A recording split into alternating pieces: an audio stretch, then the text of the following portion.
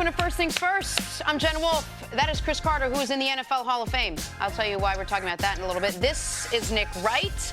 What is up, guys? Nick Wright, you got a big night ahead of you tonight. Got a big day. Hopping on a plane after the show. Go to Cleveland for Game 4. Yeah, you are. I've already booked the flight, if necessary, refundable to Game 6 because Chris said he'll buy the tickets if the Cavs get there. So let's hope we have a good weekend of basketball starting today. Yes, I look forward to it. Look forward to it. Beautiful Friday. Yeah. You guys look great. Jenna, amazing dress. Thank you. Your hair, Freddie. Thank you. Nick, we got to live with the rest of that. Jenna and I will. If the audience doesn't know, when Cece says Freddie, Freddie is what Jenna nicknames her hair. So it's Jenna and her hair, true. Freddie. No, Jenna wakes up like that. This is how I wake up, guys. just like the two of you. Hilarious. I get to the meeting before you. I know that's not true. Oh, I'm sorry. That is low before the. That was way below the belt. Spicy Friday. It is spicy Friday. They're telling me in my ear we got to go. The NBA season could come down to tonight, guys. Game 4 of the finals. The Warriors are in Cleveland. They are looking for their third title in 4 years. I ask you, smart NBA fans out there, should this series be closer than it is? Could the Cavs mount the unprecedented comeback? Would we be in this situation if the Cavs had one Kyrie Irving? An anonymous Cavs veteran player told The Athletic he has, quote, no doubt that they would, in fact, be up 3-0 on the Warriors with Kyrie Irving. CC, I'll start with you. Did the Kyrie trade cost the Cavs the title? I'm not going to just, think if Kyrie was there. Right now, Kyrie is recovering from a knee surgery that he had mentioned that he was going to disclose that to the Cavs if they didn't trade him. He was going to have surgery and have to sit out. I'm not a person that likes to live in that make-believe world of, if this guy was here. And especially, you got to give a lot of credit to the Golden State Warriors. So if you do that, if you said Kyrie is there, if you could create that scenario in your brain, you're also just taking something away from Golden State because we're just assuming that Golden State, if they had another player, that Golden State didn't have another level that they could play at. Now, would the teams be more evenly matched? Yes. Is Kevin Love going to play the way he played in the last game, or is he going to play like the other games when Kyrie and LeBron were there? Because when he was the third guy, he was not really good in the series with Golden State. So the numbers won't support that. I don't know what the numbers are, but I don't think the numbers will support that. And the reality of, I know LeBron doesn't think this way. You're talking about an anonymous Cavs player. It's not LeBron. I know it's not LeBron because you can't have the type of success that he's had overcoming the things he's been able to overcome and try to live in the past. So yeah. I know LeBron's not sitting around saying that if Kyrie made a decision and he wanted to be traded, they traded him. So I know LeBron at that point moved on. But would it be a better matchup? Of course it would. They got no one that can do nothing with Kyrie late in the games. And we've seen all these games within the last 10 minutes of the game, Nick, they were within 10 points. Which is, by the way, that was not the case last year when Kyrie was there. All right, so, I'm going to reject this Kyrie premise. was there, and they were down. They were down 3-0. 3-0 The first two Kyrie. games, they were blown out. Yes. Game 3 was close last year. This year, they ended up blown out in Game 2, but it was a 3-possession game late in Game 2, and it was a 1-point game in the final minutes of Games 1 and Games 3. That's without Kyrie versus with Kyrie. CeCe's first point's the most important one. Does Kyrie staying on Cleveland heal his knee? Even if the I'll have preemptive surgery was a bluff, does the surgery he did end up needing to have not happen? If that's not the case, then what are we even talking about here? If the Cavs want to play, some of the Cavs want to play a make-believe scenario, there's a more interesting make-believe scenario, but it's not about Kyrie. It's about Kevin Love and Kelly Olynyk from 4 years ago. There's a fun thought exercise. If Kelly Olynyk doesn't rip out Kevin Love's shoulder, LeBron's first year back in Cleveland, and Kevin Love is healthy for that playoff run, and therefore Kyrie doesn't have to play as much in the second round against the Bulls on a bad knee, do they win that title? If we want to keep playing the make-believe scenario, if they've won that title and the Thunder don't blow a 3-1 lead to the Warriors, KD never goes to Golden State. Yeah. And LeBron potentially right now today is going for his 4th straight championship and his 6th title to match Jordan. But that's not the world in which we live. If the Cavs, here's something nobody on Cleveland wants to admit. You know the trade that there is no defense for, that we now look back on it? The trade they got nothing out of? The trade that they literally got nothing in return for? Dwayne Wade. Dwayne Wade. How about that? How about after the deadline, when they had to remake their team, and they were smart for remaking their team because LeBron was almost checking out, Isaiah Thomas wasn't going to fit, they had to make those moves. Now, did they get the best players for those moves? That's a different discussion. But the courtesy trade for Dwayne Wade. As a favor, we'll get a highly protected 2nd-round pick we'll never see, so you can go to Miami. You think Dwayne Wade couldn't have been more productive in Jordan Clarkson's minutes in Games 1 and Games 2? You think Dwayne Wade couldn't have been a calming force down the stretch in Game 3? They got nothing for him. So if you want to play make-believe trades, giving a player away because it was the nice thing to do, that one you have more reason to scrutinize than the Kyrie trade, which at least there was a rationale for it. Kyrie demanded to be demanded. So to be that's traded. it. You both said the same thing. These anonymous players, whoever it is, that's like, we could have been better if Kyrie. Kyrie didn't want to be here. Kyrie's the one that asked for the trade. It's not like the Cavs got rid of him and everyone else was like, no, you need to stay and help us. Kyrie didn't want to play for this Cavs team. He didn't want to play with LeBron. He didn't want to play with everyone else. How does that factor in the whole thing? I don't even know if this would have been a scenario. He didn't want to be there. Well, he wants his own team. Like people, so it, for one, the anonymous Cav, all right, it can only be 4 players, all right? Either Who JR. are the 4 players? All right, JR, Tristan, Kevin Love, and/or LeBron. It's got to be, it's because they describe him as veteran Cavs, been on the 4 guys that have been there for all 4 finals. Yeah, so when a player is not happy, and the thing Nick pointed out as far as Kyrie's knee, happy or unhappy if he can't play, if he's not 100% going against Steph and Clay, LeBron still needs help. Kyrie is a phenomenal player. And we'll go through a lot of these scenarios after the season when we don't have a lot of topics and everything to talk about. But the Cavs, without support, have been in all 3 of these games. So you're saying if they had another superstar, would they be up? Yes, but if the superstar don't want to be there, the superstar now is all out with a long-term injury, his 4th knee surgery. So that's a lot of hypotheticals to be able to get to be able to be ahead 3-0 on one of the greatest collection of basketball players that we've seen. Because not only is this player saying they'd be up 3-0, but it's who they're up against. So that right there is it's just hard for me to put all those things to get my brain to think, wow, if they had Kyrie, what would happen? You don't have to add another player to make the argument this series should be 2-1 Golden State. You don't have to add another player to say this series could be 2-1 Cleveland. In order to get to 3-0, you've got to do a lot of mental gymnastics. They could have won Game 1. They had Game 1. I would argue that Game 1, the Cavs should have won. Game 3, Golden State should have won. And Game 2, clearly Golden State should have won. So, yes. I think the way it should be, I know should is a tough word, but the way it could have been easily is 2-1 Golden State right now.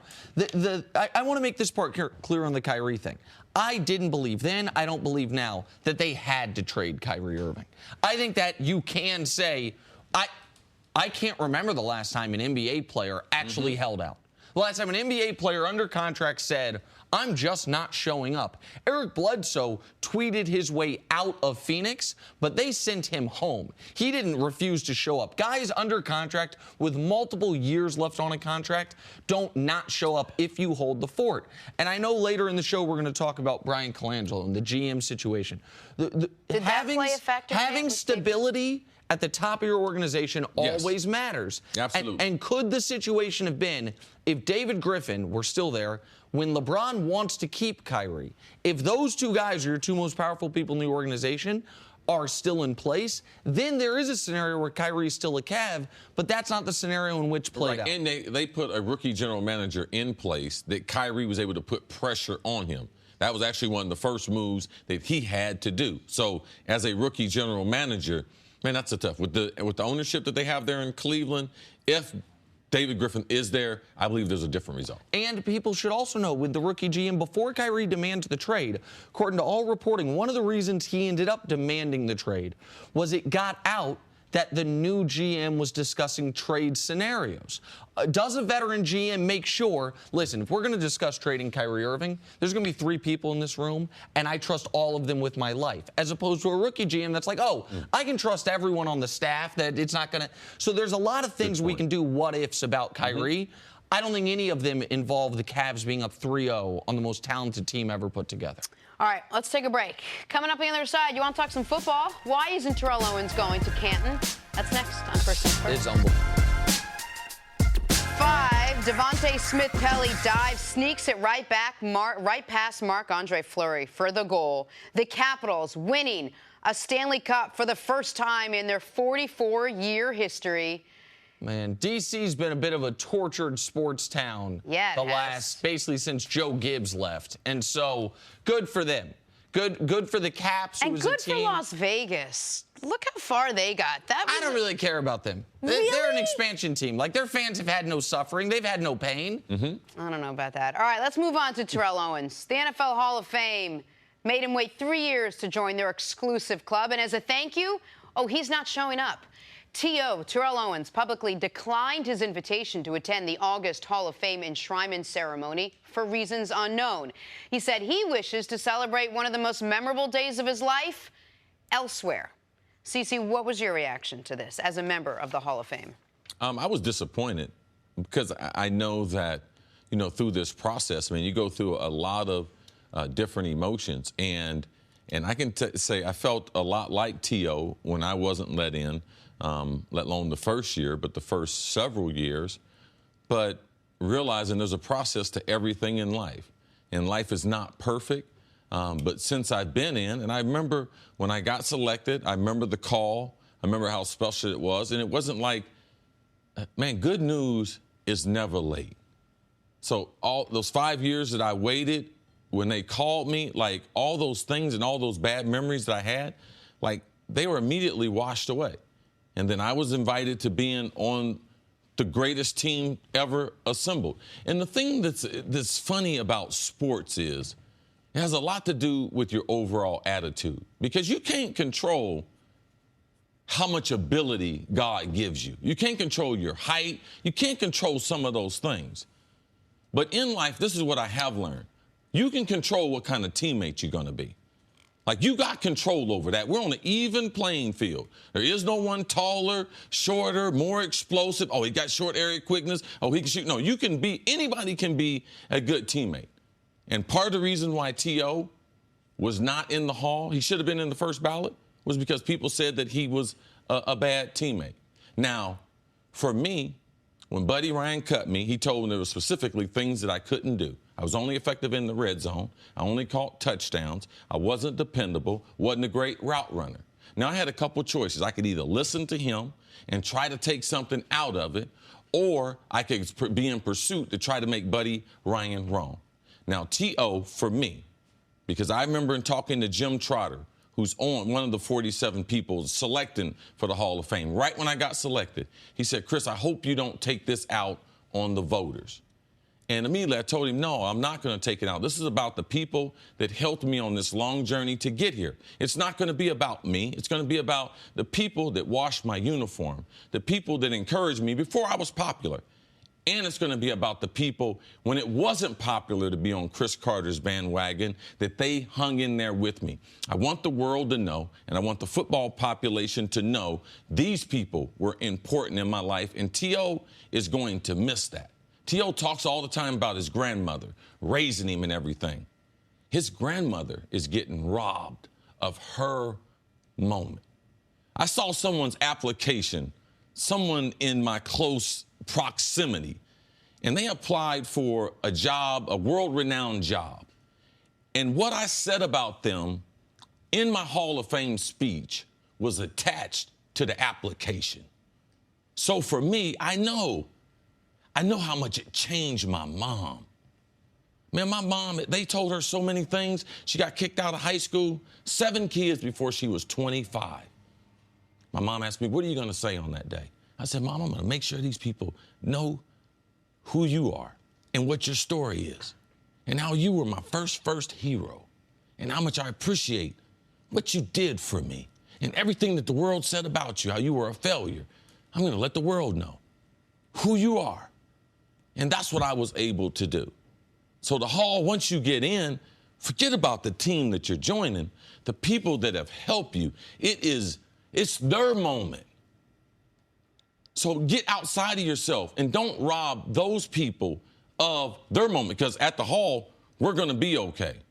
Like the members in the Hall, over 310 members, we're going to be okay. We're going to have 150 live Hall of Famers at that weekend. We're going to be okay. We wanted to invite T.O. in to embrace him. But in his decision, man, he's denied a lot of people who were significant in his life memories that they won't be able to get back. There will be no more enshrinement, because next year it'll be about next year's class. So T.O. in being very, very selfish, the voters and all the things that they said, man, he made the voters look awful right in making this decision. One thing you've said to me in the past is, man, you can't be a jerk forever. And I like to think, I hope to think when you've said that, you're not talking about me specifically, just as general wisdom. Can't be a jerk forever. T.O.'s 44 years old, man. Enough. He ain't going to change. He is who he is.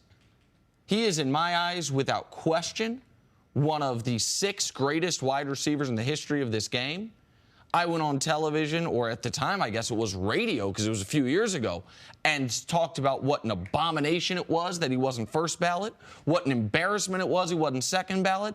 I am glad he got in, because it is about how good of a football player you are. He deserves to be on that team with you guys.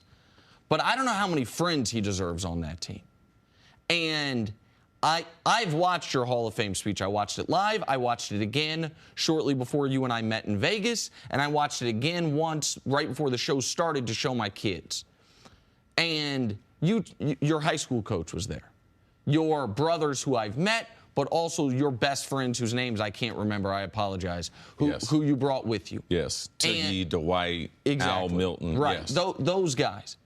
And I also have seen you get as emotional talking about what this meant to you as I've seen you get about talking about anything in your life. And to be this old, not that 44 is old, but this mature, you're a grown man. And to be this petty and this short-sighted is remarkable to me, because this is the last, once you retire, your last great athletic moment is, if you are fortunate enough to be inducted, those 12 to 22 minutes you have on that stage. It's your last other moment of an adoring crowd where all eyes on you, and you can do, listen, if you want to do what Jordan did and settle old scores, you can. Right. But But if you also want to, I believe you could do what Chris Carter did, which is present a side people didn't know about you. People knew your story in Philly, they knew your story in Minnesota, and they knew you on television as, and I say this very respectfully because I yearn to be one, a bit of a loudmouth at times, a little brash, and a guy that knows a lot of football. People, I didn't know you as the emotional family, salt of the earth where I came from guy. You have a chance to reinvent yourself or represent the best version of yourself. And for T.O. not to do it, it's shocking to me. I didn't know that much, or maybe I didn't appreciate that much about the Hall of Fame until and I've known you for years, but until we started working on the show. And I'm reminded of it every morning because when I introduce you, I say Hall of Famer Chris Carter, because that's important to you. And as your teammates, it's important to us because I realize what a coveted position it is and how few people do get in there. And I think what you said is important. For all the whatever you want to call it, that T.O., this reputation that T.O. has built up as a player, playing, and then for a few years after, and the pettiness he showed trying to get in and then pretending he didn't care, but he did care with the jackets and all of it. A lot of that probably could have gone away with a very impassioned, beautiful speech there, talking about who's important to him and maybe why he played with a chip on his shoulder, or why, explaining some of who he is. And we're going to be robbed of it, too, to really understand why T.O. is the way he is. Is there any part of the Hall, the voters, you, a member of the Hall of Fame, that regrets letting him in or considering him, knowing he really hasn't changed after all of this? I know in talking to voters, I know the night before the Hall, in talking to 3 to 5 voters, I know they have regret now because a couple of them said, Chris, it's enough is enough. It's time to let T.O. in. I said, I agree. He should have been in the first time. Like, I didn't believe what they did to him the first time. So you'll never hear Chris Carter say that T.O. was not a first ballot Hall of Famer. That's true. But Lynn Swann, he waited 13 years. John Stallworth waited 9 years. Andre Reed, 8 years. You waited 6? Tim Brown, 5. Chris Carter, 6. That's what the Hall does. Alan Page, the great Alan Page, the honorable judge, Supreme Court judge. He wasn't a first ballot Hall of Famer. Did that ruin the rest of his life? Our friend Michael Strahan, very disappointing. Didn't get in the first ballot. Did that hurt him going on in life? I mean, Lynn Swann's the athletic director for USC. Like, we have so many Hall of Famers that have used the Hall as a springboard to go on to do so many other great things that T.O. is definitely going to miss out on. So I'm going to say I know that there's regret because there's Sterling Sharp. He could have got in. Lester Hayes, L.C. Greenwood, Jim Marshall. Yep. There's other players, Too Tall Jones. There's other players, Jack Tatum. He's not in the Hall. So, man, you should have told the voters, even if you let me in, I'm not going to go. Then, hey, they would have put someone else in who I know would have cried crocodile tears and would have told the story of all the people that were responsible for them getting to what we call football heaven. I just want to remind people one thing. The other wide receivers going in is Randy Moss. Randy, I feel, was treated more unfairly in his career by the media than T.O. was. The media didn't necessarily love either guy. T.O. did a lot of it to himself. Randy's story also is one of overcoming amazing obstacles. Randy is a guy who you talk about when he walked into the Vikings locker room carrying a bag of hot Cheetos and Twizzlers or whatever it was, and the man he's become. Yes. Randy Moss has reinvented himself over the last 20 years. And he's going to be a great Hall of Famer. Exactly. Like, he's going to be great. And he's going to realize the benefits, all the different programs we have, all the different trips that we go on. Where have you been the last couple years with the Hall? Been to Mexico, been to Israel. Why? Because that gold jacket. Yep. I mean, companies call me and ask me to speak all around the country. Last question typically is, will you bring your gold jacket? And typically that comes with a little extra price and everything, too. But, of course. But it's just amazing the level of respect. Think about this. 22,000 men have played in the National Football League. This is our 99th season. Only 310 have a jacket or a bust. Only 310 families in the world, 310 mamas say, that's my boy who's one of the best football players that ever played this game. That's how exclusive the club is. And, man, we welcome. Even those who don't want to be in the Hall, we still welcome. And we're so, as a Hall of Famer and as a group, I know I can speak for everyone, man, proud of what the Hall stands for. Thanks for sharing that, Stacey. We're going to take a break. Much more First Things First right after this. Him too. And that guy also. Time to stop from Stories to Start Your Morning. Brought to you by Ace, the helpful place. Ben Roethlisberger missed some of the Steelers' OTAs last week. The reason why? Oh, this is rich. Big Ben said, if Coach asks me to be here every day, I'd be here every day. But he hasn't asked me to do that. Nick, what was your reaction to these comments? Mike Tomlin not allowed to ask him. It's a CBA violation. The hell has Ben talking about? My reaction is exactly that. The hell you talking about, man? If your coach got to ask you to do it, then it ain't your heart to be great to do it. Denny Green didn't ask me to stay after practice, catch all those balls. Catch that with one hand, man. I need you to catch them behind your back. Catch your other hand. Oh, practice your releases. No, you're supposed to do that on your own. Coach don't have to ask you, Ben. Stop. Yeah. But not surprised. No, no one at this table is. Moving on to Game 4 tonight, Cavs looking to avoid being the first team swept in the finals since 2007. Nobody wants that on their resume. LeBron's already got it. His Cavs were swept by the Spurs that year. All right, CC, what do you think happens tonight? I think Cleveland's going to squeak it out. It's going to be a tough win and everything, especially mentally, because when you're down 3-0, it's easy to have mental fatigue and to give up, realizing, man, this might be one of the greatest basketball teams ever. Yeah, the hope that we can't win the series, but it's about trying to win quarters now, not games. They need to win the first quarter, get to halftime, that onslaught in the third quarter. It's about trying to win quarters now. No, Cavs get it done tonight. I mean, I think the Cavs get it done tonight. Last year in Game 3, or in Game 4, pardon me, they obviously avoided the sweep, but they did that behind 86 first-half points and 24 three-pointers. They're not going to be able to duplicate that. What we do know, though, the single most reliable thing in sports is LeBron James in elimination games, putting up monster lines. He'll be great. I do think the Cavs will win at a game I'll be attending. All right, moving on to the 76ers. Lesson to all you kids out there, stay in school and don't use multiple Twitter burner accounts when you run an NBA team. Brian Colangelo resigned after his wife admitted using the burner accounts he had been linked to. However, a report found that Colangelo was revealed as the source of the sensitive information tweeted out. He continues to dispute the allegations. Head coach Brett Brown will run team operations until the Sixers find a replacement. You certainly can't diminish the stability and professionalism that a GM can provide. But when you say, why did somebody go play someplace, you would think it was because I'm playing next to Ben Simmons, Joel Embiid, and Markelle Fultz. And I hope they respect the style of play that we play. I hope they research me and my coaching staff. As it relates especially to free agency, I think we're going to be just fine. I think we're going to go into the marketplace proud. We're going to go into the marketplace having a real story to tell.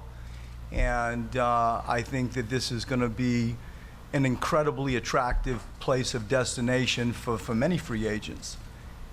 Nick, all that is well and good, but you want a general manager, I assume, to go out and try to recruit the greatest player almost to ever play the game in LeBron James, and this is a very important offseason for the Sixers. Do you think this will impact the Sixers in free agency? Hell yes. Of course it will. Now, I know there's a scenario where it impacts them positively. That by this time next week, they've hired David Griffin. He has the relationship with LeBron. He knows exactly what he's doing. Fine. But there's also a scenario where a team that took 9 days to figure out we can't keep Colangelo doesn't quickly hire the GM, or that David Griffin doesn't want that job, whatever it is. And then you're in a situation not so dissimilar to what the Cavs had last year, which is uncertainty at the top, inexperience at the top, and an issue with, it's not just can we sign LeBron. You want to be real creative this summer, Philly? You want to try to sign Paul George and then execute a sign and trade for LeBron? Why don't you try to bring them both in? Why don't you try to see every available option? Because here's what I know. The Rockets are going after LeBron. They got the best GM in all of sports in Daryl Morey. The Celtics are potentially going after LeBron. They got a really good GM in your guy, Danny Ainge. The Lakers are going after LeBron. They got Magic Johnson, who even if you doubt some of his CBA acumen, you cannot doubt his recruiting ability, charisma, and the lure of that.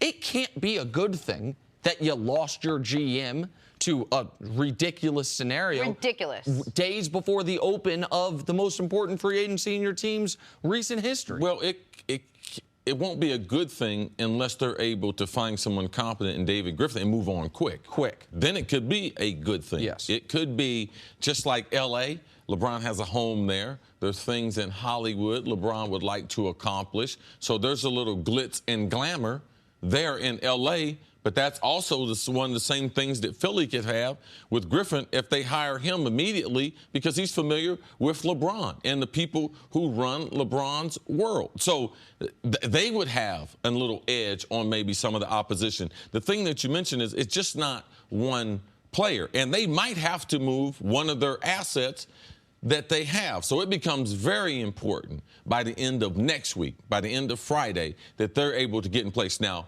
yesterday, when we went off the show, we didn't know. All the intel was telling us that, he wasn't going to be fired. I didn't believe that. And if I was a player, I believe they were going to be in a worse situation if they didn't get the intel to release him. So they've done that. I think that the coach and the organization and their facilities have a great deal of respect around the league. So I think that will get them beyond. Because if you're a free agent and we don't have the Twitter scandal, if we don't have the tweeting, we don't have that, you're not going to Philly because the general manager. Of course. You're going there because all the other things. So if they're able to get this done quickly, I don't believe it will help them moving or hurt them moving forward. But it's also how, while you're not picking somewhere because of a general manager can, in a free agency meeting, present to you the reasons you should go there. Like, I know that in Miami, with Pat Riley, who, by the way, they will pursue LeBron this offseason, that when he goes to these free agency pitch meetings, he brings Andy something, I can't remember the guy's last name, I apologize, who explains all the tax ramifications. Here's the deal. No state tax in Miami, so even we can't offer you as much money. Yeah, the whole presentation. The whole presentation. Think about the teams LeBron's thinking about.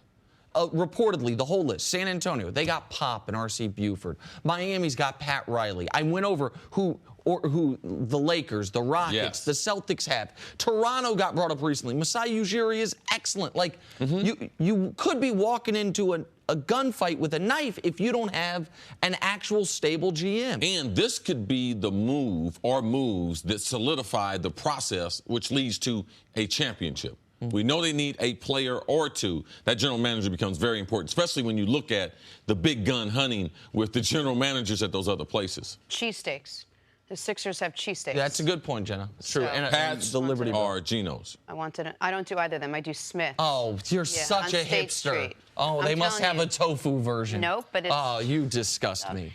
The Cavs are facing elimination tonight in Game 4 against the Warriors. LeBron James was recently asked what makes the Warriors so successful. And in answering the question, he shed some light on what makes a great basketball player so successful. It's not ball skills or shooting ability or success from outside. It's something that makes my partner Nick Wright very happy. It's a high basketball IQ. Here's more from LeBron James.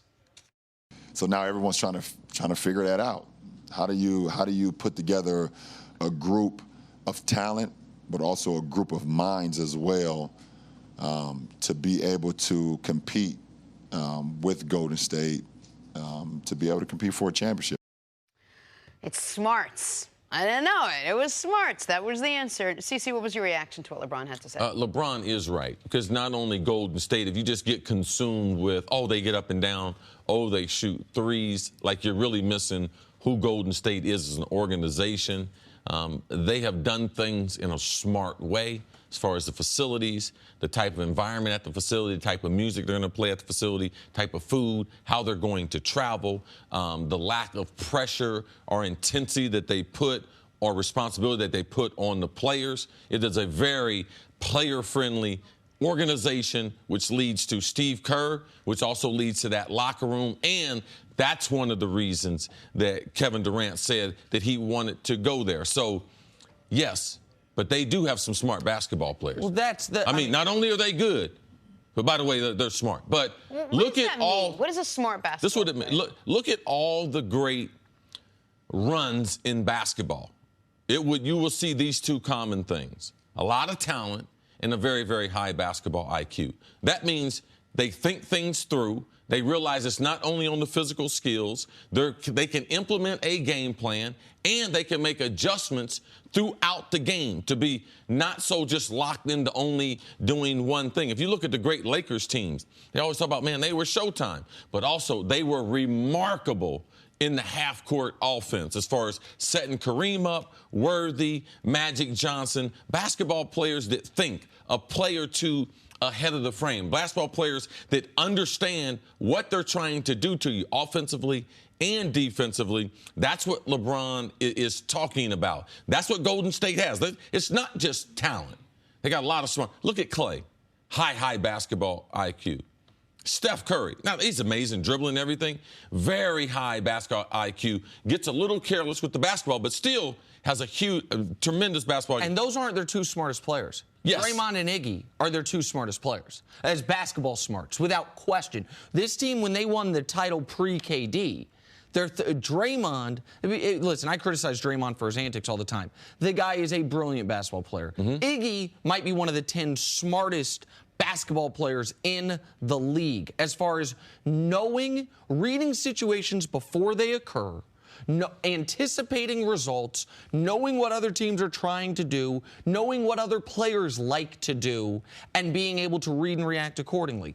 I thought this was very interesting hearing LeBron say this. I had dinner around a month ago with someone very, very close to LeBron, and we were just talking basketball in general. And the person that was brought up was Gerald Green. And it was brought up in this regard. He said, listen, he goes, you realize Gerald can jump higher than LeBron and is a better three-point shooter than LeBron. And Gerald was unemployed 3 months ago. Why? The guy never learned the game. The guy, he was a great story this year. I'm not trying to throw him under the bus out of nowhere, but his basketball IQ, I'll use another guy, my pal, JR. Wow. JR, when he got to the league, people forget this, was a high flyer. Slam dunk contest type of guy. Knockdown shooter. Why is he bounced around? Why was the pinnacle of his career 6th man of the year? Because the guy don't play smart. Like, LeBron understands, and he references it a lot. He talks about his gifts from God, the physical gifts. But the thing LeBron believes, I know this, that he believes his biggest edge on the league is, he thinks he's the smartest guy from a basketball perspective in the league by a country mile. That he's lapped the field as far as knowing what teams and players are trying to do. That's why, think back to what he said about Game 1 and the call. What made him so upset about the Kevin Durant play? He said, I read that play as well as any play in my entire career. That's not a physical thing. That's a mental thing. And so you can't, Van Gundy says it all the time, man, dumb will get you beat. And you can't beat super smart if you aren't super smart. And it's a legacy. If you look at the greatest players ever, Bill Russell, Jerry West, and you want to move a little, Oscar Robertson. I mean, we have been blessed in the NBA that whoever God put the best talent in, he put work ethic and also basketball IQ and smart. I mean, Jerry West is still brilliant till this day. Hakeem Olajuwon, Jordan, Magic, Larry Bird. Larry Bird's running a team. Is there a player that's been successful with a high IQ that just doesn't necessarily have the great skills but has managed to maintain a decent career? Oh, a decent career, absolutely. I mean, you get Shane Battier. I'll jump out. Shane Battier is a good role player, but I would say of the superstars, I would say Steve Nash. Now, he's remarkable as far as his feet and shoot, but his basketball IQ, he could overcome his size. That's how he got those 2 MVPs. And the flip side, the only Pantheon guy that I think of, people are going to give me a hard time about this, that I think of wasn't a brilliant basketball mind was Shaq. Shaq didn't have to ever become that. Maybe he could have, but I don't feel Shaq ever became that because Shaq was so dominant from day one. He never had to hone that part of his game. But Kobe, for all the criticism I give him, Kobe is a basketball savant. And you see a lot of that now in this detail. You see it in the detail thing, like those guys. It's hard to be this great at any sport, but particularly basketball, which is a bit of a ballet, and not have the IQ, the basketball IQ that goes along with it. All right, I'm going to use my IQ to read what's in the teleprompter now. I can do that because I'm so smart. Coming up, how much will losing Julian Edelman's suspension hurt the Patriots? That's so perfect! First things first, Chris Canton, it goes together, boom, beautifully. Absolutely. Love having you here. I appreciate that. It's great to be here. I'm going to go start talking now. Let's That's do what I'm this. going to do. The New England Patriots, Good. more specifically, Tom Brady got some bad news yesterday. He might not have his favorite receiver to throw to come week 1. Wide receiver Julian Edelman is facing a 4-game suspension for violating the league's performance-enhancing drug policy. The policy is you can't take them. Okay? Edelman missed all of last season with a torn ACL. Would be a tough blow to the wide receiver core, which lost Brandon Cooks and Danny Amendola in the offseason.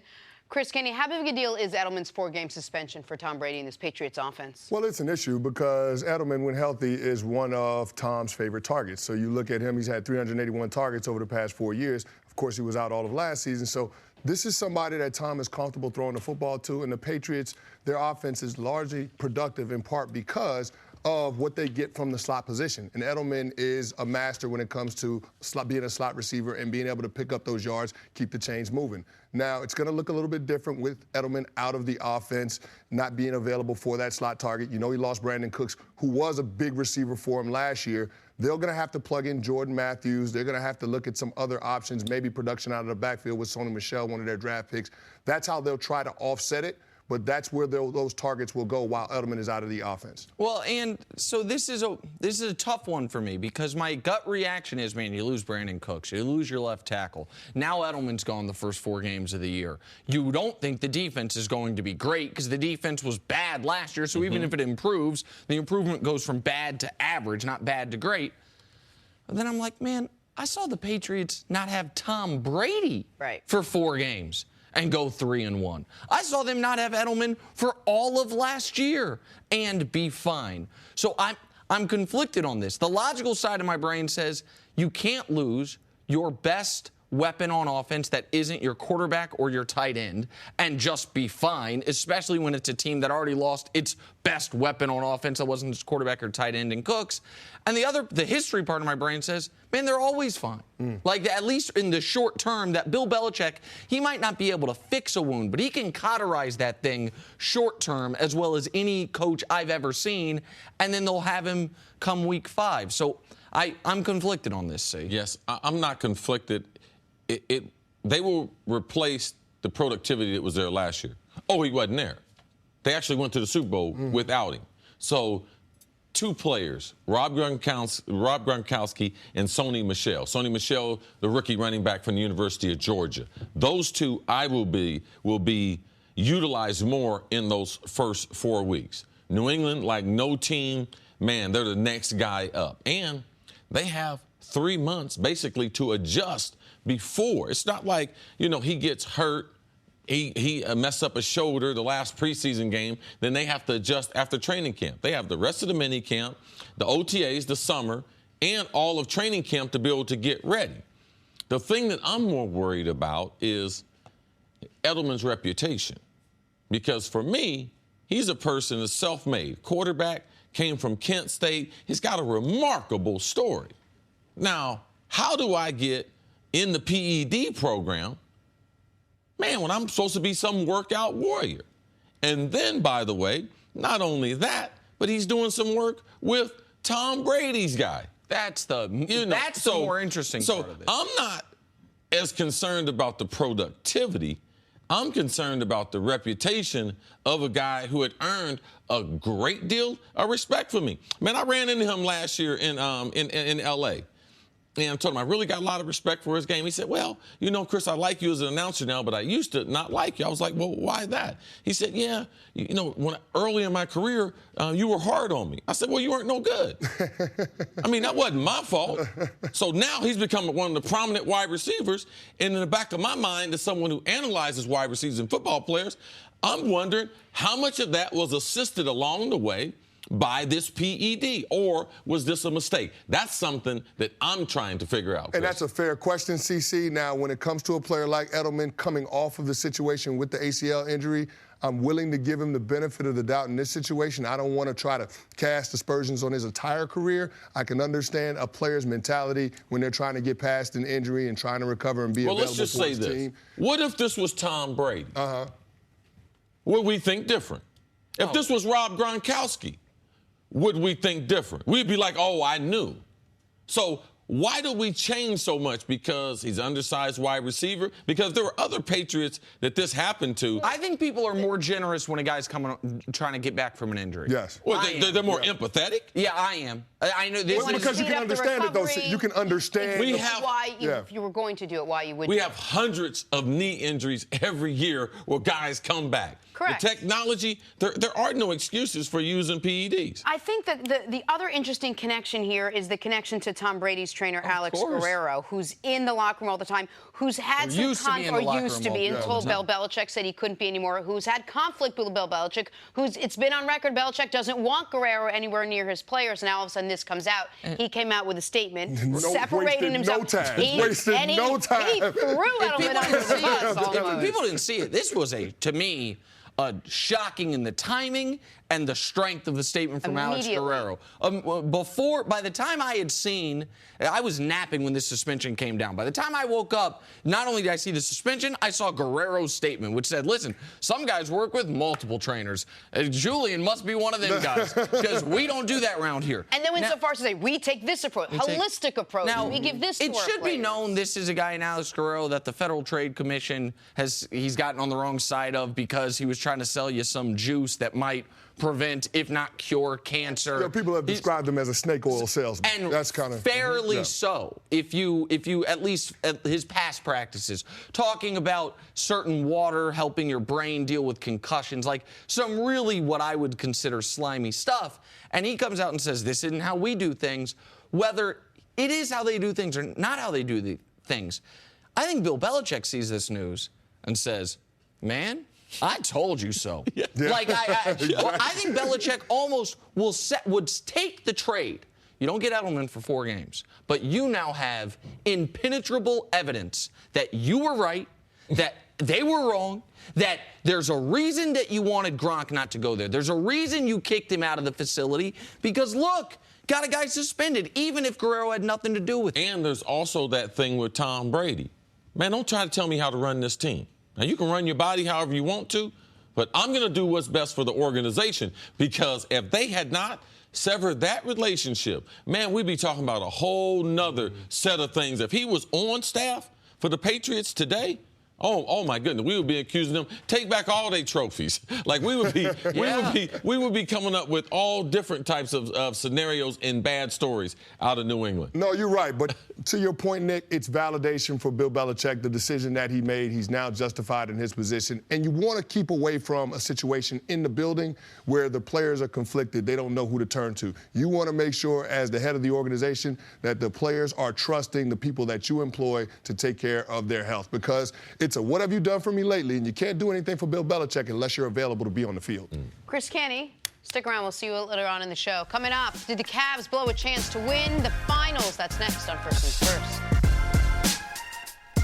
Welcome back to First Things First. I don't know if that made the air, but that would have been an interesting little gift. Ladies are taking over the show. Herself to a volleyball tournament she wasn't invited to. That was nice.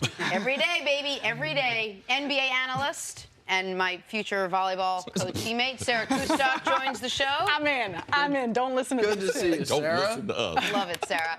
All right, Sarah, in an effort to simplify things for fans, the NBA gods gave us the exact same everything as last year. Same teams, Warriors and Cavs, same scenario, Warriors up 3-0. Same stars, LeBron and KD and Steph, but will it end the same way? LeBron will need a lights-out performance. If the Cavs lose tonight, it'll be LeBron's 4th finals loss in 5 years. We've had an opportunity to win 2 of these games in this 3-game series so far, and we haven't come up with it. Obviously, from a talent perspective, if you look at Golden State, from their top 5 best players to our top 5 players, you would say that they're stacked better than us. I mean, let's just speak truth. The room for error versus a team like this is slim to none. And I think I said last night, it's like playing the Patriots, it's like playing San Antonio.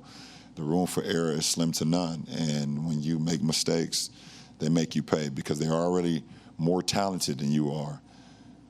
But they also have the minds behind it, too, and they also have the championship DNA. So.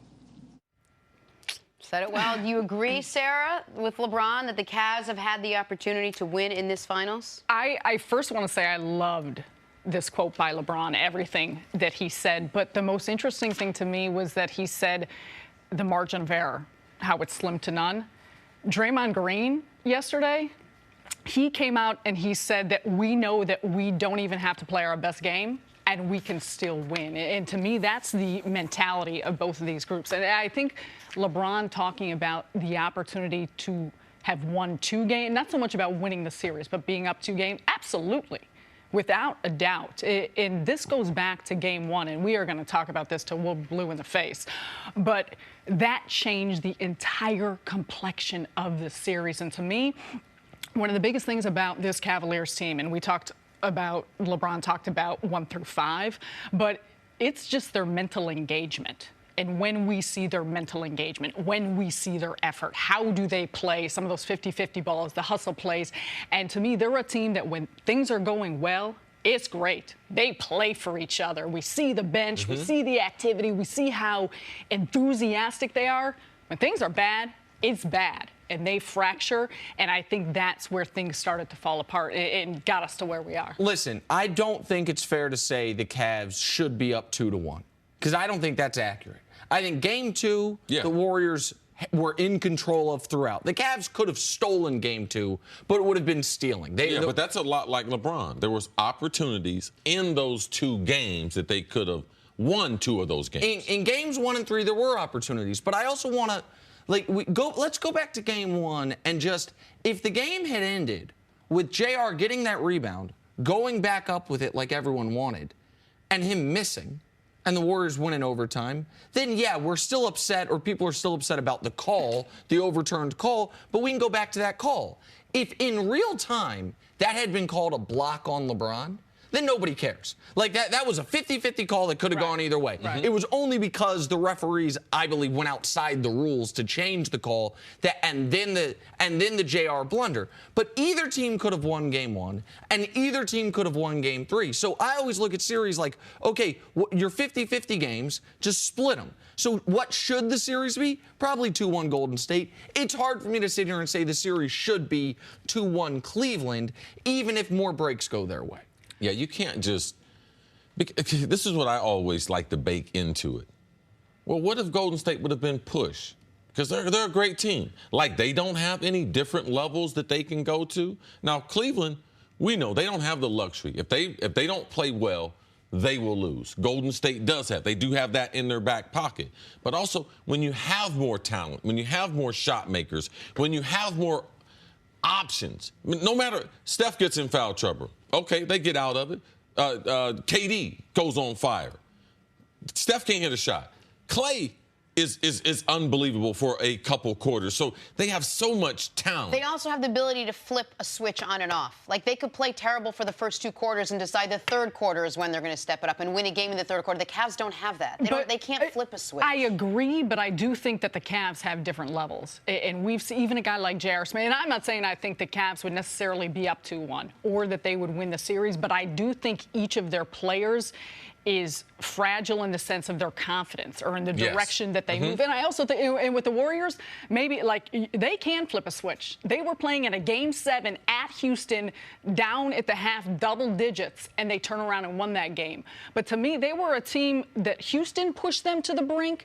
So how would they have responded had the Cleveland Cavaliers actually won Game 1 on their home floor? Right. Jen, I think you make a good point about flipping the switch, but I want fans to understand sometimes flipping the switch is not a negative thing.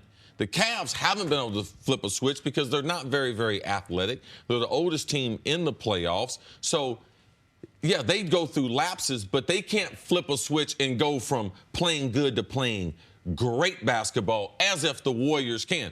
When you talk about flip a switch, people always think it's a negative. But you can be a great team and go from a good level to a great level and sustain it for a long period of time. So that's also another version of flipping the switch. But the other point about margin of error that you allude to, and that when Draymond says we don't even have to play great, I mean, that is the part of this series and the part really about the Warriors that frustrates people so much. Game 1, Kevin Durant has a bad game. He's 8 of 22. He's inefficient. And guess what? They win despite it. Game 2, pardon me, Steph Curry is 6 of 18 from the field through 3 quarters. How much did that hurt him? They were up 10 through 3 quarters. Game 3, Steph starts 1 of 14, only makes 3 shots the whole game, and they win anyways. Compare that to Kevin Love is having the best NBA Finals he's ever had. LeBron is having statistically the best NBA Finals he's ever had. LeBron is averaging 38, 9, and 11. And they haven't won yet. Kevin Love's averaging 21 and 10, and they haven't won yet. Rodney Hood comes off the bench, gives them 15 points, and they haven't won yet. And we're calling it spectacular, and great for him. I was so excited for Rodney Hood, but we are calling that an excellent game, and He had 15 He had 15. points. And so, that's the margin. The margin is LeBron is one big game away from averaging a 40-point triple-double for the finals. And they're down 3-0. That's why, if you're LeBron, you obviously are thinking about where you play next. And if you're a fan of any other team that doesn't have LeBron, you say, you got to be kidding me. In sports, it's one of the unwritten rules. You never root for injury. But if you're a fan of Oklahoma City, or if you're a fan of Portland, how do you go into next season not saying, man, unless someone gets injured, the hell are we doing here? That's the frustration. All right, Sarah, we'll see you a little bit later on in the show. Don't leave us. Coming up, why is Deion Sanders trying to get Dez and the Cowboys back together? Oh. It's next on First Things First. Stanley Cup final, Game 5. Devontae Smith-Pelly dives. Woo! Sneaks it past Marc-Andre Fleury for the goal.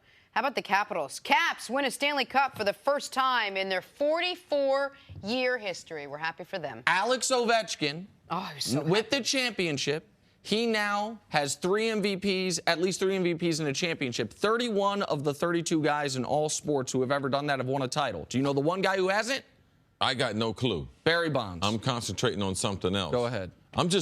How many times in National Hockey League history has there been a guy named Devontae? A Devontae goal in the Stanley Cup for real. finals. Now, seriously now, this is remarkable. I swear I was saving that joke for the last hour of the show. I knew it was coming. I was going to try to walk you to it. We did this in an hour. Yeah, you know awesome. That's well good. done. That's good. Devontae. We continue our short break from NBA brother, Finals coverage to check in with our Dez Bryant watch. At last check, he was still unemployed. It's been nearly 2 months since the Cowboys broke up with him, and Dez has yet to find a new team.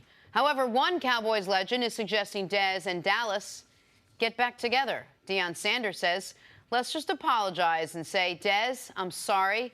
I made a mistake. Come on back. Cue the Marvin Gaye tunes. Oh, yeah. Uh-huh. That's how it works. CC, should the Cowboys actually consider re-signing Dez Bryant?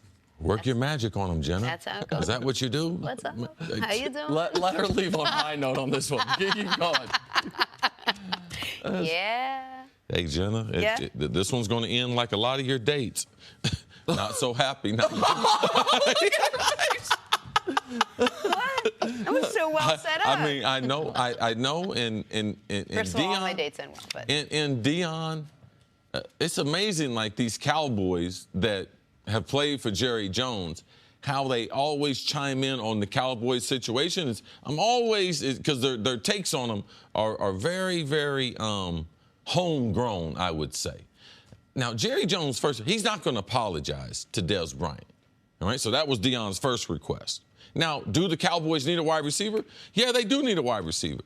Now, the point Deion made I thought was significant was Jerry didn't realize he was going to be losing Jason Witten after he cut Dez Bryant. If he had done that, he might have made a different decision. That part right there might be true, but I don't see Jerry Jones going back. They took the salary cap hit. They took the worst thing they could do for Dez Bryant, the worst thing for the Cowboys. Correct. They said, okay, well, we're going to take that right now. So it's hard to backtrack. Explain that to me.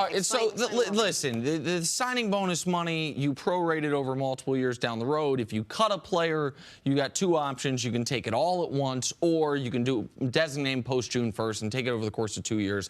They took it all at once this year. That's the hit. That's the hit. So they are they have money against the cap this year. I believe it to be $8 million that they do not get to spend for a player who's not on their team. Oh. And so had they gone to Dez and negotiated some form of contract reduction, you're still accountable for that signing bonus money, but he's on your team, and it wouldn't be the full $8 million right now this year. Yes. So the idea that they're going to take that hit and then add more salary cap money on by whatever they pay him, even if it's just $1 million. Now it makes this sense. is the type of thing that it can be a little frustrating to me because obviously, listen, Deion Sanders knows exponentially more football than I do.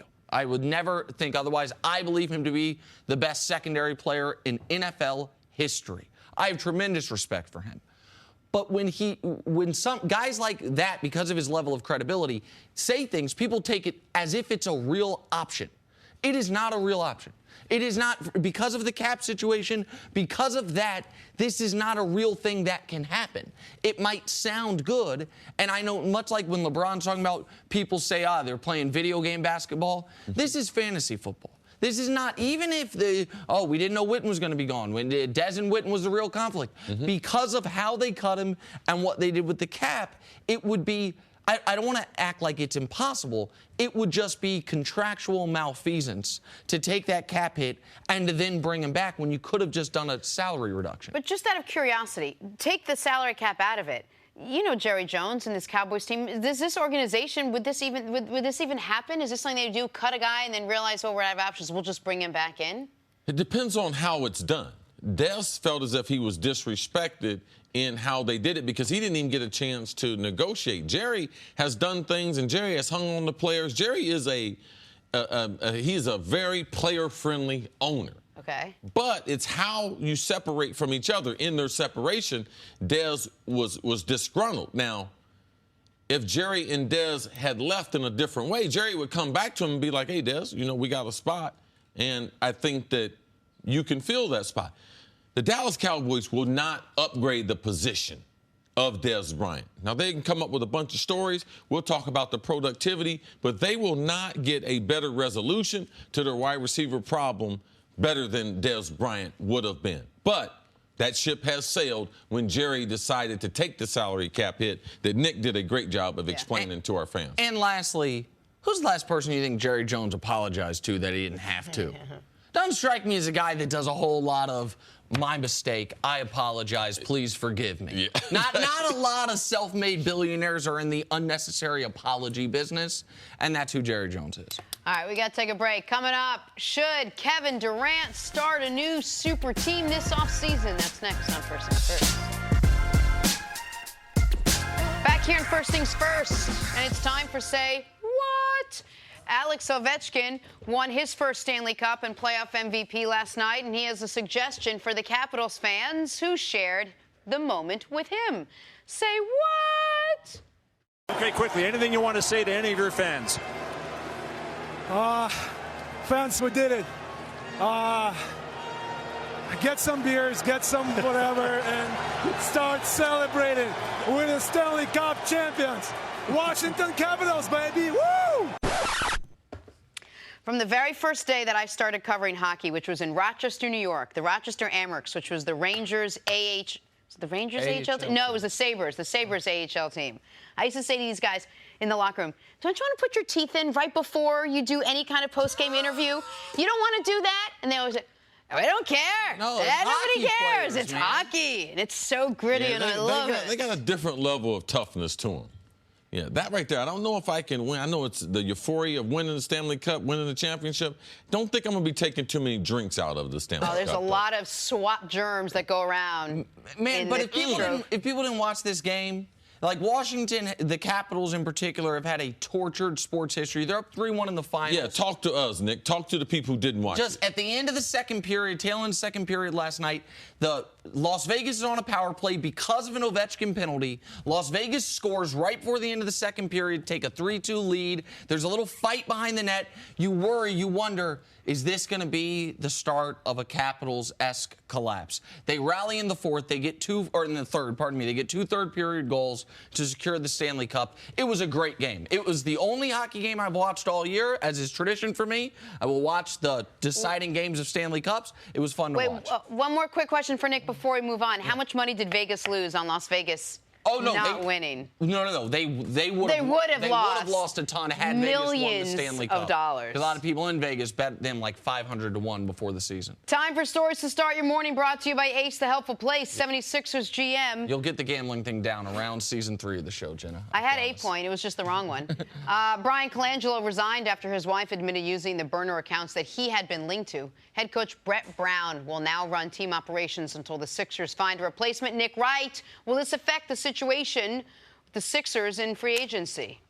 if they don't hire a GM quickly, how could it not? Yes. Now, maybe it positively affects them if they bring in David Griffin before the end of next week and they get it up and running. But we saw in Cleveland last year, not having an experienced veteran GM in place can damage you in the offseason, particularly if you have to execute a trade or if you're trying to sign a major free agent. And I know that the players are relieved, and that message sending to potential free agents, I know will be inviting. They got great facilities. They got great young players. And let's not forget, it's about style. They got a good way of the way they play basketball. Play good defense, get up and down, hit the threes. That's a very favorable style.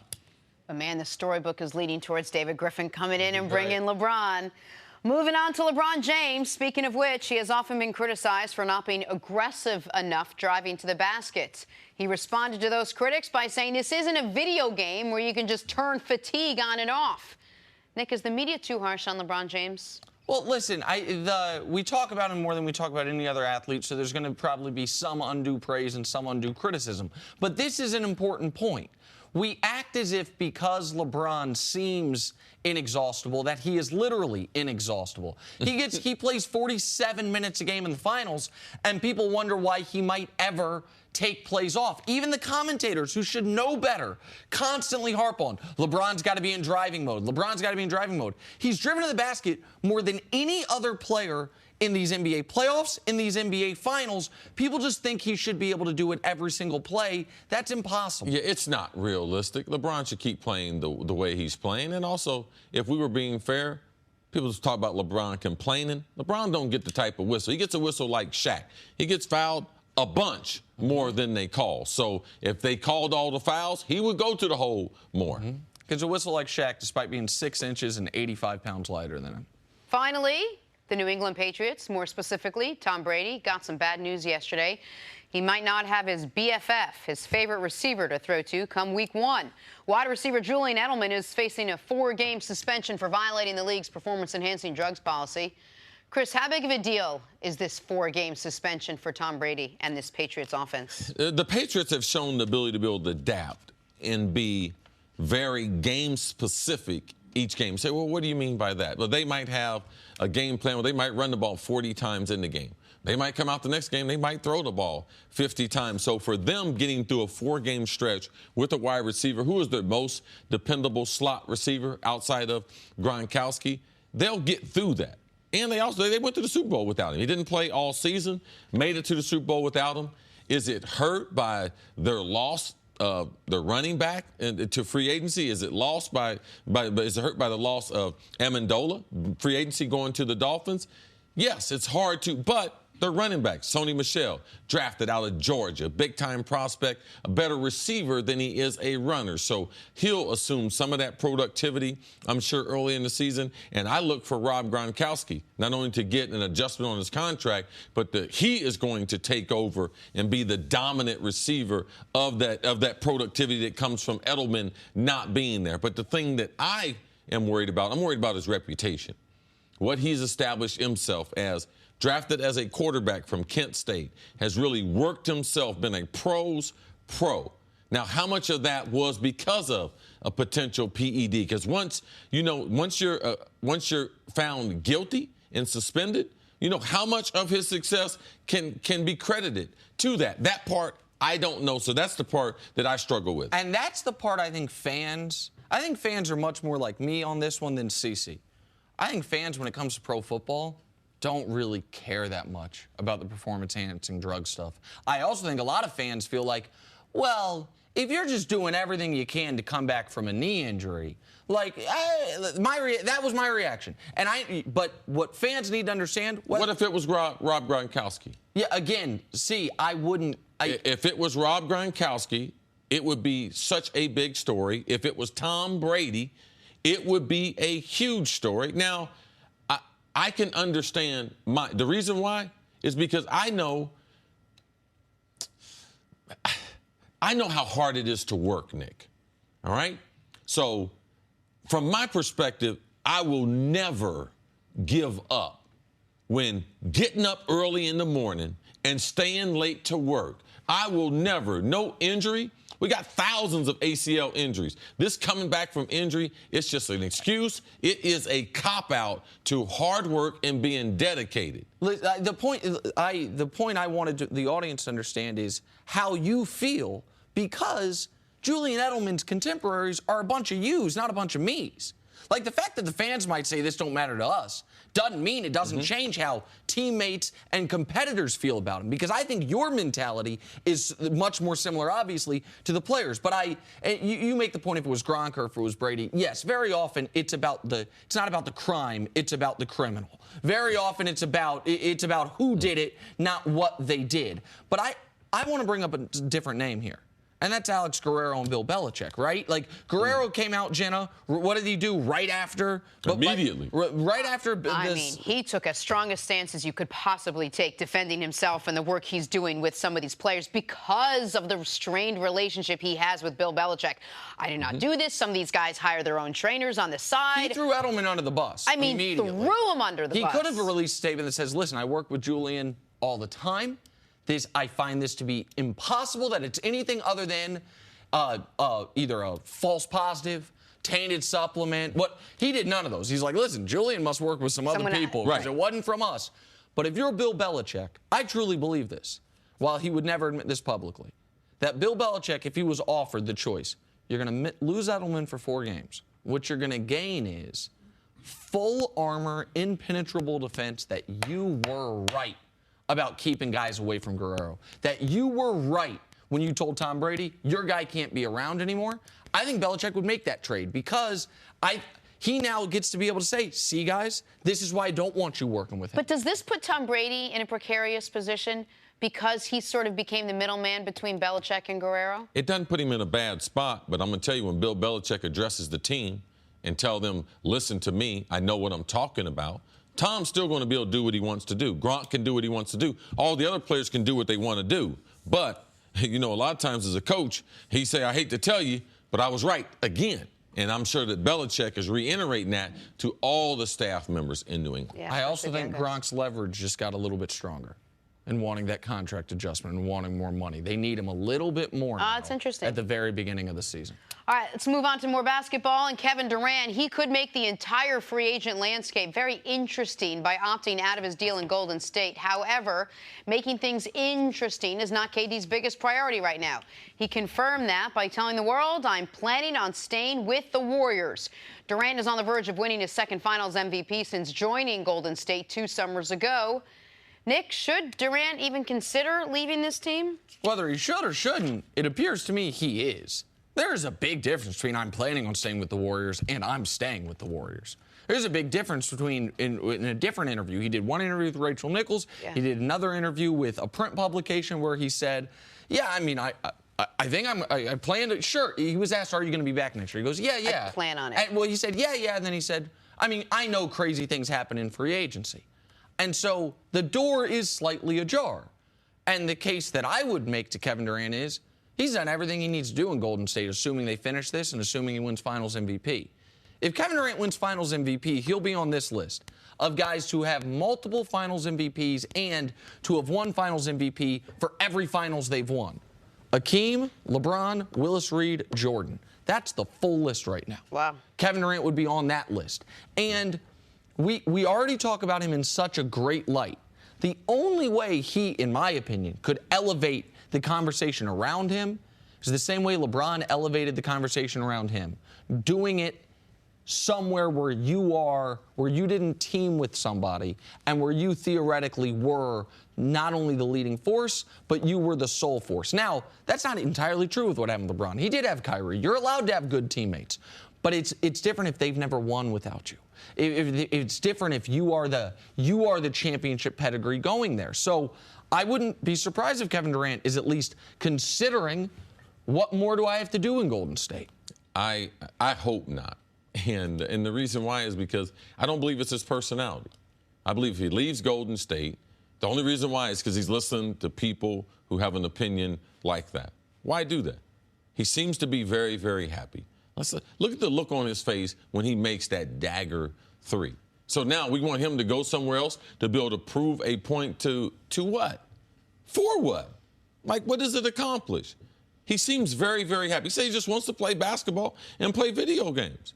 Well, why move? Why open yourself up from a personality standpoint to 10, 11 new team members that you don't know, compared to the relationship that obviously and the respect you have with Draymond and Clay and Steph? And I disagree with you as far as his reputation. What if they win 4 in a row?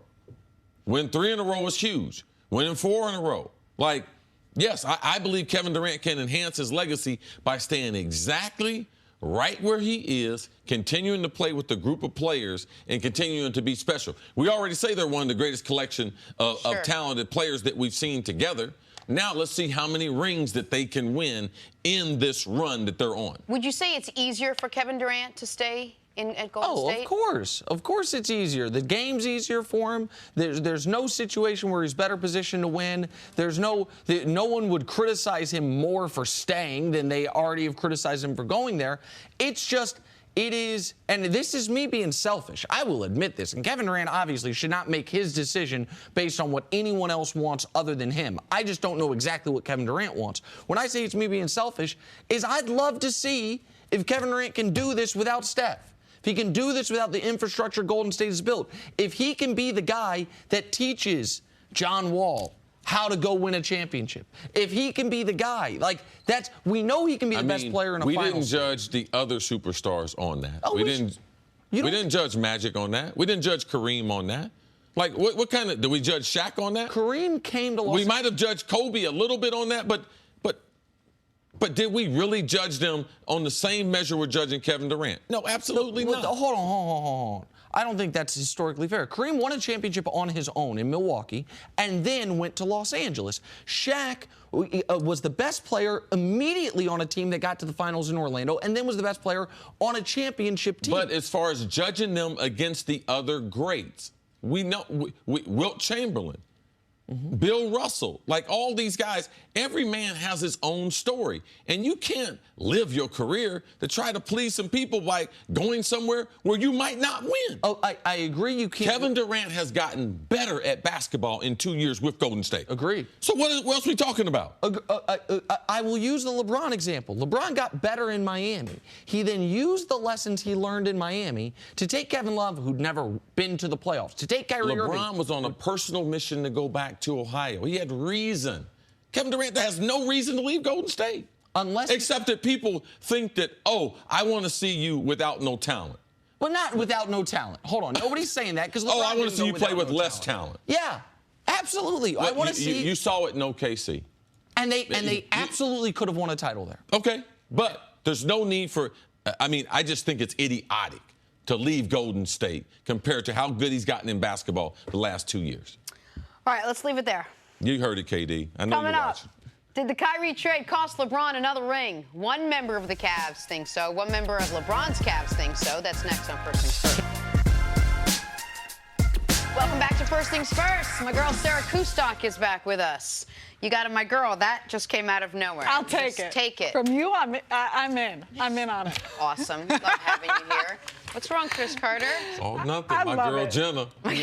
Yeah, that didn't come out of nowhere. That was planned. It was? Yes. Hold on a second. Of course. Yep, you're right. My girl, Sarah. That's right there.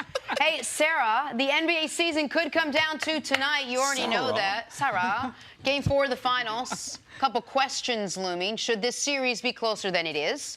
Could the Cavs mount the unprecedented comeback? Would we be in this situation if the Cavs had Kyrie? An anonymous Cavs veteran player told The Athletic he has, quote, no doubt that they would be up 3-0 on the Warriors with Kyrie Irving. Sarah, do you think the Kyrie Irving trade cost the Cavs a title? There's a lot of questions in there. I don't know where to 15 begin. questions, just that last one. Did the trade cost the Cavs a title? I would say potentially. The finals would be entirely different. Would I still bet on the Warriors? Absolutely. Do I think the Cavs would be up 3-0? No, to the anonymous Cavs player. Who do we think we know who the anonymous player is? Yeah, we do. Kyrie changes everything. And I think you look at the production that he brings, and obviously, it speaks for itself what he would be. But I think there's different factors. Kyrie heading into the year, and when he talked about the trades, that he would get surgery. I mean, there's a lot of moving parts when it comes to this that I think we need to consider. But if he were playing in the finals with this Cavs team, with LeBron, I think not only do you get out of Kyrie what you're not getting from anyone else, think about LeBron. He has had to do everything on every possession for the entirety of this postseason. And we brought up Rodney Hood and how he allowed LeBron to play off the ball and different players to create and to play. To me, it just changes everything. Yeah. So do I think it cost them the finals? I think it cost them a real legit shot and opportunity at what this finals can be that I don't think we'll get to see. Yeah, I don't like creating these type of scenarios because it's very, very hard. Right. It's very, very hard to imagine all the moving pieces, but I think it's easy for me to imagine this. Forget about Kyrie with the Cavs. He didn't want to be there. Don't know where his knee was, but if you're going to say he was healthy, I'm going to make him healthy on the team that he was on. If Kyrie was on the Celtics, where would the Celtics be with the Warriors? Because I know the Celtics beat the Cavaliers. All right? That part I know. If he was on the Cavs, do I know that they would be up 3-0? No, anonymous teammate. No, I don't know that. But I do know in this scenario, the team that he is on, if Kyrie was healthy, they would be in the finals. And then you could ask me a hypothetical question then, Jenna. Wow, what would the score be if the Celtics were, because the Celtics with their coaching staff, all right? Brad Stevens, he calls a timeout if JR happens to get that rebound right there. Kyrie is the best at shooting buzzer beaters in the last closing minutes. So, man, maybe they get that win to pull off the upset. Now they got home court. Boston's not going to lose game number 3 at home. They're up 2-1. So if you're going to put this on me, I'm going to put a scenario where Kyrie is on Boston and Boston is up 2-1 compared to 3-0. Listen, what also should be noted is the Cavs had Kyrie last year in the finals. And after 3 games, they were, let me check, they were down 3. Down 3. And they weren't as close. Like, game 3 was close last year, but games 1 and 2, the Cavs got the break speed off them in Golden State last year. This series, if there's such a thing as one 3-0 being closer than another 3-0, it's this year versus last year. But this is, you want to know how the Cavs could be up 3-0 in the finals? If Kevin Durant never signs with Golden State. That's the difference is not Kyrie. The difference is Durant and his decision, which is why. And LeBron said the difference is Kevin Durant. It's Kevin Durant. And it's why. So the last year, said it again this year. Using the count the rings when we are evaluating players without using it without context is an absurdity. I'm going to tell a story people might not know about one of the greatest players ever. There's a player in the league from years 3, 4, 5, 6. Those 4 years combined. His averages were 35, 6, and 6. He won a couple MVPs. His team struggled to get out of the first round. Never made the NBA Finals those years. You know who that guy was? Michael Jeffrey Jordan. You know why? Because they were going up against a Celtics dynasty. They were going up the bad boy Pistons. You know why they finally broke through? One, because Jordan got any better. You can argue that was the best 4 years Jordan ever had. 35, 6, and 6 on 52%. Efficiently. You know why they got through? Celtics got old. Pistons got old. They were there and ready. So when we just do without context say, oh, well, this guy's rings and this guy, LeBron's about to lose 4 straight finals. Well, yeah, Kyrie leaving mattered. But Kevin Durant going there is what really mattered. And so there's the Kyrie part of it. And the dude has knee surgery. Like, it threatened to have knee surgery we thought he didn't need to have. Turns out he did need to have it. If we want to go back and do a what if with Kyrie, the what if I'd like to do is, what if he never hurts his knee in 2015? They could have won that overtime against the Warriors. They could be up 3. There's so many what ifs. What if the Thunder don't blow a 3-1 lead to Golden State? Are the Cavs going for a 4-peat? If Kyrie doesn't hurt his knee and the Thunder don't blow a 3-1 lead to Golden State, like, there's a lot of what-ifs, but that's not the world we live in. We said this earlier, too. It's not necessarily that it wasn't the case that they had a chance to have. Kyrie didn't want to be there. And, yes, a different general manager maybe could have kept him. Kyrie didn't want to play with LeBron. He didn't want to play with the Cavs team, and that has to be factored in this, too. It's not, well, we would have been better without him, but we lost him. You lost him because he didn't want to be there, and your general manager wants to be there. And you got to factor that in. And we talk about teamwork teamwork and what teams work well. And you can't, I don't think, overstate what chemistry does for a group. So I think that's important. And you also brought up, Jenna, we were talking about earlier with Golden State Warriors and the focus. Do they have another level? Do they have another level to play at? What engages them? Like, it's different, too, if Kyrie's on the team. What type of Warriors team do we see? Do we see them with a greater sense of urgency? I mean, it's all hypothetical, but I think those are all factors to consider, so it's tough to even say. Right. But it made me laugh. Yes. And that they would be up 3-0. And also, you have to try to put in the scenario. If you're going to do this, how do all these guys react to the cloud of LeBron James leaving? Now, Tristan Thompson, man, he used to be a warrior. Man, consecutive game streak, play with energy, it affected him. He's just now getting his game back from not being in shape and being injured. Kevin Love is the only one that admitted that looming out there, it's affected him. JR has the worst season as a pro. I know he is affected by Big Brother leaving him. So how would Kyrie be affected with LeBron getting ready to leave? Because Kyrie would be now inheriting this team. With this the team, would he want to be there? So we don't know that. And I think it would have a negative effect on Kyrie not knowing what Bron was going to do. And at least in the Kyrie trade, even though the pieces weren't great, they ended up flipping the pieces, they got stuff back for him. If we want to do a what-if with a trade, I'm going to bring one up that at the time no one cared about. It was done as a courtesy. Trading Dwayne Wade for a second-round pick you're never going to get back. Kyle Korver is shooting 10% in the NBA Finals. 10%. Jordan Clarkson went 9 games between assists. Your guy. And while he was playing, had the third worst field goal percentage of any player in playoff history. You don't think in games where 1 and 3 have been this close, you don't think D. Wade, who they gave to Miami, we're not going to have minutes for you, bro. As a courtesy. We're just doing it to be nice. We're doing it I'm going to do you for a solid. We're going to do you a solid. We're going to trade you for a second-round pick that will never convey. You don't think D. Wade could have been useful for them? That's a trade they didn't have to make. So that, to me, is a more interesting what if. Point. Yep. Sarah, thank you so much for joining us. Thanks for having me. Great job as so always. much fun having you. A little volleyball soon. Oh, a lot of volleyball very With my soon. girl. Let me just We'll correct get you in. There's beach volleyball down in your neighborhood. Really? Do I have to get dressed up for that? Like Well, no, you don't have to. Dress down. Should I wear Coming this? up, will Dez Bryant the Cowboys rekindle their Do your romance? thing. Next Do on your First thing. Things It's First. Tribeca. Back here with Chris Canty, we're going viral. Lance Stevenson was up to his old tricks yesterday at the Pacers-Colts charity softball game. Watch the face. We saw what happens with Clay Matthews. Watch as he pulls off the old hidden ball trick. Oh. Chris Canty, is this fair or foul at a charity game? Come on. It's Lance Stevenson, so I don't put anything past him. Don't we have to come to expect that from Lance Stevenson? He's going to go right up to that line, and then sometimes he's even willing to cross it, even in charity softball game. It's softball. You can't lead off. You got to be on the bag. Yeah. Was he leading off? Really? I am Yeah, you unaware get of that softball. rule. You can't knew get no that. lead in softball. Can't lead in softball. No, it's supposed to be on the bag. Because the ball was in the air, you can steal all the bases. Well, You can leave adjust. You can leave on contact.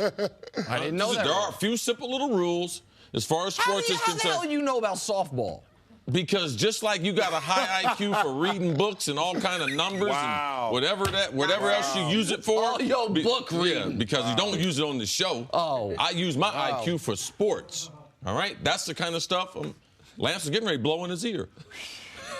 What No, is it's just happening? blowing in his ear. That's what he did does. That's what that Lance to LeBron Stevenson in the does. playoffs Yeah, a few yeah. years ago. That's what he Blew in does. LeBron's ear. Moving on to continuing coverage. That was supposed to be your highlight. It's softball. That's why I said you're right. You can't lead, but I got masked by the fact that he didn't know that. Our continuing coverage of the Dez Bryant watch. It's been nearly 2 months now, Chris Canty, since the Cowboys broke up with Dez, and Dez is still single. Besides the 3-year offer from the Ravens that he turned down, he has yet to receive any bites, no dates. However, one Cowboys legend is suggesting Dez and Dallas get back together. Deion Sanders said, let's just apologize and say, Dez, I'm sorry. I made a mistake. Come on back. Cue the Marvin Gaye tunes. No, really, cue it. Oh, yeah, Little love Dez. song there. Okay. What's up, Cowboys? All right, I like How it. you doing? I like it. Yeah, what's up? Yeah. So uncomfortable. No, it's so comfortable, Nick. No. Wow. What do you think, guys? Should the Cowboys actually consider re-signing Dez Bryant? It's so smooth. Man, Jenna, this is just like dating. I hope you understand this. Uh-oh. if you're not with the girl you're supposed to be with, she must be with someone else. I'm saying that to say, Dez is a team out there, but right now, you know what they're doing? They're dating all them rookies. They're dating all them other free agents. Rosters at 90 right now. They're sharing love around. They ain't ready to go solo dolo yet. And and what's going to happen is, after these mini camps and OTAs, Jenna, you're going to start weeding through the process. You know something? She don't like to work out. You know something? She don't eat tofu. You know something? Bone broth is killing her. You know what? I don't like this person. You know something? And that's just what's going to happen. They're going to break up with them late in the summer and then bring in some veteran players, as we heard Coach Pagano say on the show a couple days ago. Let's look at these younger players first. Let's give them an opportunity. And then later on, you end up going back to something faithful someone you used to date a while ago, Jenna, whose name is still in your Rolodex. But what you're describing is not what the Cowboys will do. Yes. There's 31 teams that could do that. The Cowboys are not one of them. No, they're not going to do it. And for a lot of the reasons that you outlined when you discussed the salary cap implications and why once you burn that bridge, you can't go back across that water. Cowboys are not going to sign Dez Bryant. Once they decided to move on from him, that was a situation where they were going to try to figure out how they're going to get production from some of the other players that they have on their roster. Now, they didn't see the Terrence Williams arrest coming. They didn't see Jason Witten retiring. But they're still not going to look at Dez Bryant as a viable option just because from a cap $8 million against the cap already allocated to Dez Bryant in dead money. They're not going, if they wanted to keep him, they could have reduced his salary, not eaten the full $8 million cap hit, and had him on the team. They have moved on from him, even if Deion doesn't know it. No, they absolutely have moved on from him, and the fact that they weren't willing to discuss a restructuring lets me know that it's more than just about what's going on the field in the way of productivity. It's the impact that Dez Bryant has on that offense, and most importantly, Dak Prescott. Because this year is all about trying to figure out, can Dak Prescott be our franchise quarterback for the foreseeable future? It's year 3. We saw Dak Prescott in year 1. He was outstanding. We saw Dak Prescott last year, and he struggled without Ezekiel Elliott in the lineup. He wasn't quite able to get back on track. So the Cowboys are trying to figure out, what do we have in this quarterback? Is this our guy? And if it is, let's try to capitalize on this window where we don't have to pay him $20+ million a year, which is the going rate for a franchise quarterback. Let me go back to Dez for a second. I understand everything you're saying, but what does it say about Dez Bryant that they're willing to say, we trust he's going to be on the open market? This is a guy that's not past his prime. He's still pretty much in his prime. We know he'll be there at the end. That's you a false You premise. think he's past his prime? He is. No, wait, he's past his production prime. But is he past his, football prime? Well, he shouldn't be, but he is. He shouldn't be, but he is. Okay, yes. I mean, we now know that Dez Bryant's prime was years 3, 4, and 5. We didn't know that based on his production, not based on where he should be. Right, but when you're 3 years removed, it's not about shoulds, it's about realities. And so, year 6, you could say, oh, okay, what happened was he was injured. Year 7, what you could say is what happened was it was a rookie quarterback. Year 8, there's no more excuses. Year 8, he is who he is now. So the reason why people, and I got this one wrong. I said Dez should play hardball with Dallas. I said if the Cowboys cut Dez, guess who the best free agent wide receiver becomes? Dez Bryant. I was wrong about all of it. People wanted Jordy Nelson. People wanted Michael Crabtree. There were guys in the similar part of their career who don't have as many Pro Bowls on their resume as Dez does that people say, oh, they're better football players right now. It's not just about the locker room stuff. They're better football players right now than Dez Bryant. It's not the locker room stuff, but there's 2 things that we're just really missing that I think are just as important as the salary cap. Number 1 is development of that quarterback. They have decided that the development of Dak Prescott was better without Dez being there on the sideline than it was to have him on the sideline. They made that. They made that decision. He cannot grow in his 3rd year having a receiver like Dez saying stuff, being in his ear, being the dominant voice that he hears. And the other thing that they won't talk about is there's several people in that organization, because when you cut a player like this, man, there are guys what the coaches tell us, man, we jump on the table. Chris Canty, man, I wanted you so bad. People didn't want to give you the type of respect or the contract. I jumped on the table. There's some people jumped on the table for Dez Bryant that they didn't want to coach him. Now, is that Jason Garrett? Is that the wide receiver coach? Because there were people that convinced Jerry Jones, we do not want him in the building. At any number. Because Jerry said, man, I had to be talked out of this one. Only coaches can talk an owner like Jerry out of a situation that he had there with Dez Bryant. Chris, is that it? Is that the reason why they're going to wait and see, go through all their rookies, go through all their new guys, go through all their like fringe receivers before they say, I'm sure Dez will be there at the end. We don't need to jump to. Is it all everything that CC laid out? Well, I don't think they're looking at Dez Bryant as an option at any point. The other teams. Well, other teams. Why aren't other teams waiting? Well, other teams are waiting because they can. There's no urgency right now. Yes. I mean, they want to figure out what they have in these younger players, give them an opportunity to develop. Everybody knows what Dez Bryant is. That's a known commodity. We don't have to rush out and sign Dez Bryant. Unless you think someone else might. I'm saying there's nobody. Jenna, right There's now, no market.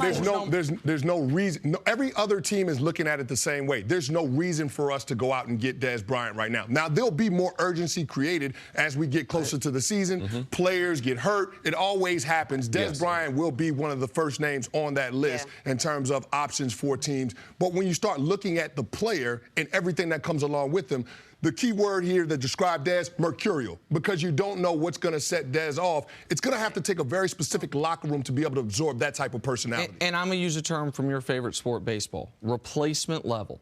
Like Dez's production is slightly above replacement level. His non-football stuff is slightly below replacement level, which means Dez Bryant, to teams across the league right now, if we have him targeted to bring him in around the middle of August and someone else gets him, we'll be okay. We can replace that with somebody else. That's why there's not the urgency.